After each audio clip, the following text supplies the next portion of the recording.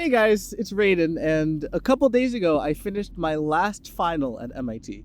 So now I'm on campus and I have a little bit of free time, which I'm not used to. So before senior week and graduation starts, actually you can see in the background we got the set for graduation and then the tents. They're being built right now, so I'm really excited for that.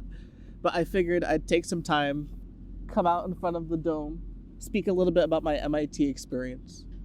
Because I just think that this place is really special and I'm gonna miss it for sure. Like, I still remember where I was about 4.5 years ago when I first got accepted. It was so surreal because I had put this place on such a pedestal. I'd say probably since my sophomore year of high school, I'm like, I am going to do whatever it takes to get into this school. When I first got in, I was looking everywhere to see what people were saying about MIT, talking about the classes, the people there, how difficult it was. And part of me, I was young, I was doing well in school, I thought I was a little bit invincible. I was like, oh, I got into MIT. I felt like high school was easy. This is going to be easy too. And then out of nowhere, MIT is the hardest thing I've ever done in my life. And in a lot of ways, it humbled me in the ways I needed to be humbled. And I'm really grateful for having the experience to really see how much more there is for me to learn, but also teach me that the process of learning and doing things wrong and making mistakes and getting your hands dirty and learning about the world that way, that's something that is so valuable for me. Coming here, I knew I wanted to do something physics related, and you can see I'm actually working on a video right now talking how I recently went to the APS physics conference and I was able to present there. So I've known for a while that I wanted to do physics, but since coming here, I've really fallen in love not just with physics but with physics education. I remember my first semester here, I took this class, Intro E&M, and it was unlike any class I'd ever taken before, because usually it's you sit in a classroom, the professor talks to 80 people, 100 people in the same room, everyone's learning the same content, everyone's sitting in that room while one person's writing on the chalkboard. In that E&M class, it was so much more interactive. Everybody, they had the opportunity to go up on the whiteboard, solve problems, and after class, this is the thing that was really important to me. After class, you would go home and there was like a personalized online module that allowed you to do multiple choice, allowed you to watch videos on topics you might be struggling with. And I really felt empowered by the course I was taking to learn at my own pace and to do the things that would be the best for me and my learning experience. And having seen that class and seeing how technology can be used to make education more engaging and accessible and personalized for everyone, that's something that I think set me on a course to not just do physics research, but physics education research. So because of that, I'm actually going to be pursuing a PhD doing physics education research. And that's something that I wouldn't be able to do without this school. But as much as the classroom and the environment here has been impactful for me, I think my MIT experience is probably defined by the things I did outside of the classroom. One of the biggest parts of my MIT experience has been the music here. Since the first semester I was here, I was doing orchestra. I played percussion since 5th grade, and I knew that when I got here, I was like, I really want to find out what are some of the best music programs I can be a part of. And the opportunities here are endless. So I was part of the MIT Symphony Orchestra, and these were some of the most talented musicians I've ever played with. We had some pieces that we premiered worldwide. We got to work with composers that were composing symphonies just for us. That was the caliber of group that the symphony orchestra was. And I got to play with them for a year.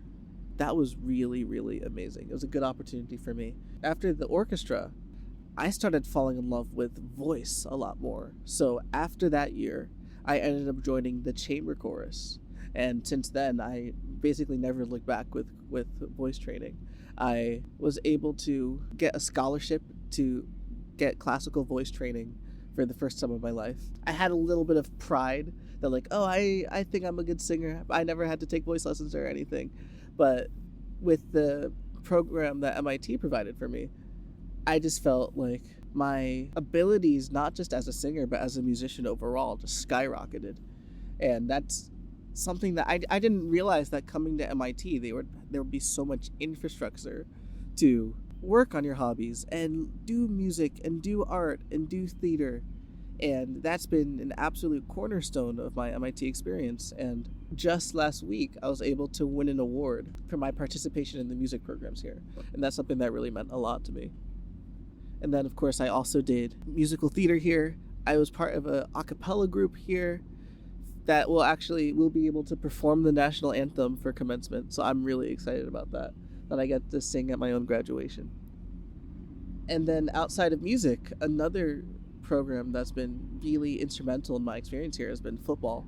And I've been working on a video for quite a while about my MIT football experience here, but the community that I was able to build through football has been basically unmatched. Going out on the field and fighting every day, even though it's just a sport, I feel like it went a little bit beyond that. We've battled through injuries together. We worked on balancing 16 hours of football every week with classes, with all the other stuff that we're doing. And I think a lot of the guys on that team are going to be close for a really long time. Whenever I think about my MIT experience, I'm kind of thinking about not just how I did in the classroom, but how I was able to do all the music I wanted to do all the sports I wanted to do, join all the programs, foster communities, and those are going to be the things that I remember 10, 15 years from now. Anytime you ask someone what their favorite part of MIT was, I'm pretty sure like 90% of the time they'll respond the people. And it sounds so cliche, but after having gone through 4 years here, I think I do truly understand what that means. Those are going to be the most meaningful things I've taken away from this MIT experience. I'd say if there's one thing that I wish I did a little bit more of, I would have liked to start creating content a little bit sooner, especially as someone who wants to go into physics education. One thing I've gotten really into recently is science communication. So making videos using platforms like Instagram, YouTube to really get engagement in science and start building trust in science is something that I really want to explore more. And it would have been nice if I got a little bit more hands-on experience while I was an undergrad.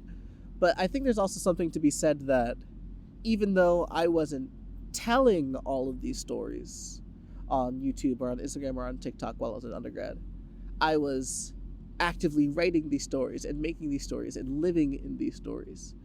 And I'll always have the time to tell these stories later, especially now that I have a summer to myself to reflect on the MIT experience.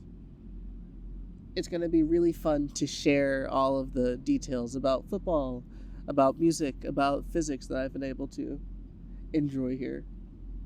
So I just wanted to bask in the MIT air a little bit before things get hectic again. Share a little bit, just unscripted, unedited, hopefully not too much editing, about my MIT experience. Share a glimpse of what it's like here. And I think there's going to be some big things coming up soon. See ya.